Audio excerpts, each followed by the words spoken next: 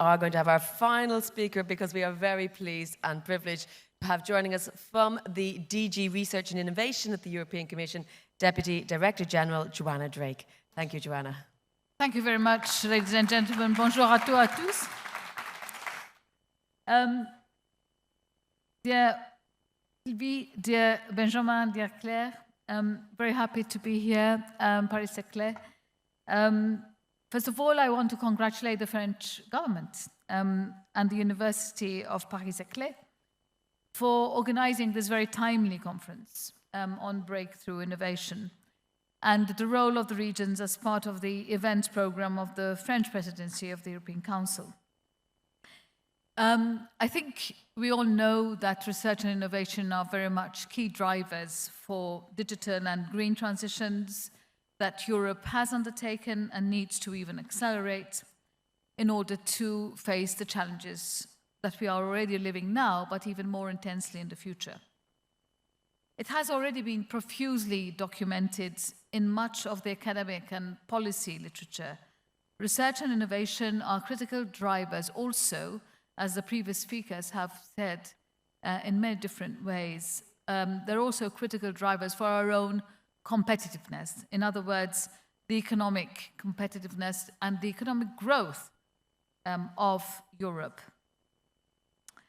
And very much also, I think, I'll just give a couple of examples. With the recent pandemic of COVID, we have seen that research and innovation were very much at the core of the solution for our health, our respective health, and also the general well-being of our citizens. As I said, the COVID pandemic has given us a very much of a live example of how much an effective vaccine in 2 years can actually diffuse a pandemic. It is not over yet, but definitely it has been very much a catalyst in bringing us back to some form of normality.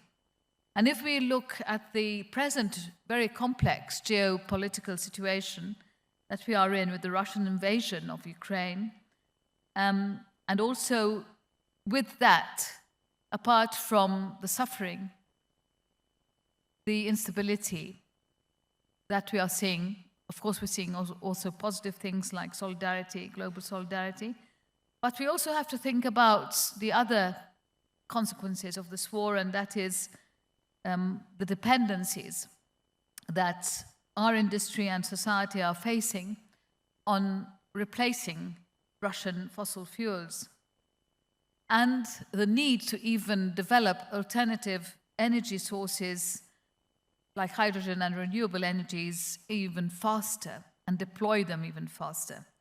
And these are just a couple of examples just to anchor us to the reality of what appears to be a platitude, that research and innovation is actually very much at the core of our own very resilience and preparedness for the present and for the future. In this context, boosting innovation is and will continue to be a key priority for Europe and for our advanced economies. But the nature of innovation has already rapidly changed. And this has been so in the past couple of decades. And as I already hinted, we also need to actually expect an acceleration of what some people have called an innovation revolution. This means that we need to drastically redesign our economies and societies. Now, I think all of you, all of us, are actually witnessing from one day to another how digitalization and the rise of the platform economy has actually epitomized, if you like, this breakthrough revolution or breakthrough innovation. And this has come to the fore of our lives, not only in our mind, but actually in our minds. It has created new opportunities. It has deeply disrupted existing markets. And as such, of course, it has opened new trends and new opportunities. This is a trend that will not only continue, but it will also accelerate. And it needs to accelerate because we need to keep on rising up to the challenges that we are already living, not only in climate, but also in ever-changing geopolitical situations. We have seen the manifestation of this breakthrough revolution or innovation revolution through several ways. There's the ways we, not only digital platform, but also in terms of products, the way we produce, in the way we communicate, we interact, we exist, the way we distribute, the way we actually develop and also permeate all aspects of our economy that are not to be taken for granted anymore, and we know that will change. And also our own lives. Precise medicine, augmented reality, new educational models, development of new materials, the rollout of carbon-neutral means of transport. These are only a few examples of the new innovations ahead of us. But the question is, if we are real Europeans, we should question ourselves whether we are really ready for it. If we look at the economic headlines in the various bombardment of information that we get, we see many times Europe being squeezed out in global innovation, in the global innovation race, which is highly dominated by the US and China, and leading American and Chinese companies topping all the headlines, while sadly European companies have little say or play very little role. And this can be very discouraging, especially for people like yourselves who are looking at the prospects of your career in Europe. And this might make us gloomy. But there are positive signals, and I'm here to give them to you, without, of course, flying on cloud 9 and pretending that there are no problems. But I will just mention the positive facts still. First, Europe still hosts the powerhouse of knowledge, I would say, in the world. It is still a cornerstone for innovation, and notably deep tech. Europe also is doing quite well on startups. It has a healthy landscape when compared to the big continents I've just mentioned. Thirdly, if we look at the so-called unicorn companies, that means startup companies with a value over $1 billion US, this has doubled during last year, 2021. But of course, I said we need to remain anchored. And while we, of course, maybe wallow in our strengths and keep working at them to make them even stronger, we also have to be very much not only alert, but agile to not only be aware of the weaknesses, but really address them. And the shortcomings are important that we know the preciseness of them in order for us to actually make us compete on an equal footing in an ever more competitive global market. I'll mention some of the shortcomings. Firstly, Europe continues to underinvest in research and development when compared to other trade partners. Secondly, when we look at the tech scale-ups and compare these to the US and China, when it comes to the scaling up financing, this is very lacking still in a European scenario. Thirdly, the European market, despite 70 plus years of the so-called single market, which does exist, but when it comes to innovation and ecosystems and linking up one region with another, one country with another, one market with another, one innovation with another, this remains very fragmented. And of course, it becomes very much of a strategic worry. I don't think that we can wallow on our strengths and ignore this very important fact. Because at that moment that national borders are still present in our minds or in the minds of innovators, if national borders are still creating administrative and regulatory barriers for innovators, if national borders are still not allowing this efficient and agile scaling up of innovations, then we have an issue that needs to be addressed. Fourthly, the so-called innovation divide. We often talk about the North-South divide and the poverty lines, etc. Well, we also have to talk about the innovation divide because, as I already mentioned, regional and national ecosystems continue to lag behind and are unable to mobilize, sadly, the full potential. In other words, not much talent management, and even if there was management, not enough being channeled into the right channels, if these channels exist. And I think this is where we are lacking behind, which is actually having a real huge negative impact on how innovative and competitive we can be. It's not because there has not been enough efforts, there have been, and in the past years, but the divide still remains stubbornly high. And currently, the less developed regions of Europe, which account for 28% of Europe's population, but only represent 5% of the total research and development investment in Europe.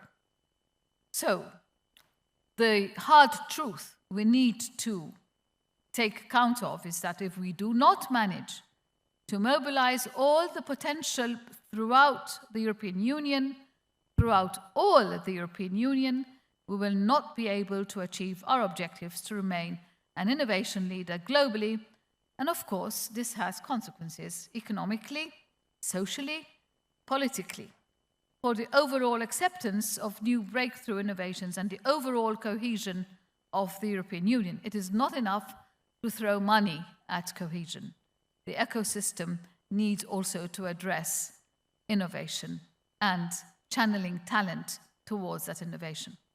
Fifthly, we also seem to be losing out in the global race on talent. Like the United States and other advanced economies, we are all the time losing our researchers, skilled researchers, potential academics, which seem to be preferring to move to the US. And, of course, this makes Europe lose its muscle to retain the young, promising researchers, agile researchers. Why? Because the working conditions, notably the salaries, the framework conditions, and access to private funding seem to be less favorable. So I'm sorry to have just, got this down to the bone, but I think it's really important to have a very candid look at these weaknesses that hold back our full potential. And I don't think we should sugarcoat the situation so that we can develop the type of policies and strategies together that can help to overcome them, building on our strengths. Are we doing this enough? Well, I think each one of us, in their capacity here as individuals, also as citizens, as I would say also committed Europeans, I think we should ask it to ourselves. But I would like to speak today on behalf of what the European Commission is trying to do in order to actually address this reality. And the good news here is that we do have a set of existing and also recently launched tools that will help us partially address the situation. And let me give you some examples. Horizon Europe in itself is the largest research and innovation public program in the world. It mobilizes 100 billion euros, and this is already running, of course, for the next 7 years. I'm sure you've heard about the famous recovery and resilience plans that each member state have been asked to act upon, deliver with a lot of money, of course, pumped, European money pumped behind it. This will mobilize 44 billion euros in research and innovation alone. We've got the cohesion program. This has been running for a number of years, of course, but that in itself is mobilizing another 50 billion euros to support research and innovation, especially addressing those regions that lag behind. In addition to this, to support research and innovation investments, we also have tools to support local governments. Why? Because local governments need what are called advisory services, support services, leverage services, call them what you may, but we have given them a name as well, and the aim of these tools is to help them design and implement what are in fact structural reforms that need to take place in their ecosystems. And I mean sometimes here not only throwing money at it, I repeat, but also having the helping hand, expert hand, who can also devise the tools that work for that region, which of course may not work in another region. And I think this is why these tools are important. And they're called Horizon Policy Support Facility and the Technical Support Instrument, which are at the disposal of the member states. We also have created the European Innovation Council. This has been recently established, and it will help in scaling up the innovations throughout Europe. We also have this new tool called Escalar, and this stands for European Scale-Up Action for Risk Capital, which will be expanded under the so-called InvestEU financial instruments of the European Union. What does this expansion mean? This expansion means that we are aiming to attract more and more private funds, institutional investors in particular, in order to turn equity into quasi-equity with a reduced risk profile. Of course, having tools is good, having them devised, having money, having expert advice, advisory services, knowing what the region needs, knowing what the ecosystem needs is important. But I think we are also fully aware that more needs to be done and to continue to be done.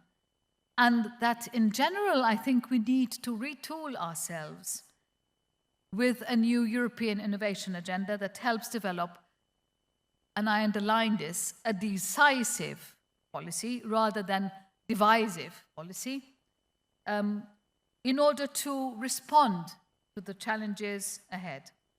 At the moment, we are intensely working on thinking and designing new tools that can further reinforce and connect the local ecosystems and the strengthening of some of our existing tools.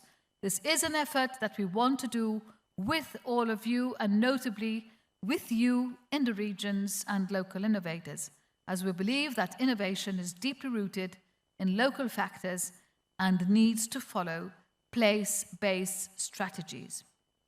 We are also fully aware that the EU efforts alone will not manage either to move the so-called needle on the vinyl in order to make the music play. We need to work together in this, hand in hand, in building coordinated long-term policies together with national and regional administrations and in close partnership with innovators and other institutional partners, because only working together can we achieve our objectives. I know the stakes are high, but I am confident that we are capable and able to meet our ambitious objectives. I thank you for your attention.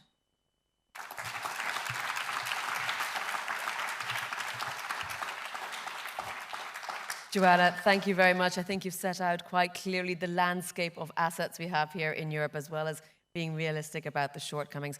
I know you're staying with us for the next panel, so although you said you'd stripped it back to the bare bones, I hope you'll be putting some flesh back on those bones from a policy perspective for the next panel. So thank you very much indeed for that.